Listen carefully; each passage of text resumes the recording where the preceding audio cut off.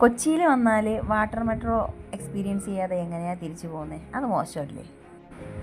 ട്രാവലിങ്ങിൽ ഇതിൽ പ്രത്യേകിച്ച് പറയാനുള്ളത് എന്തെന്ന് വെച്ചാൽ, ട്രാഫിക് ബഹളങ്ങളോ ഹോണടിയുടെ ബുദ്ധിമുട്ടോ ഒന്നുമില്ലാതെ തന്നെ ഒന്ന് കാമായിട്ട് യാത്ര ചെയ്യാൻ പറ്റിയ ഒരു നല്ലൊരു അനുഭവമാണ് ഈ വാട്ടർ മെട്രോ ഞങ്ങൾക്ക് തന്നത്.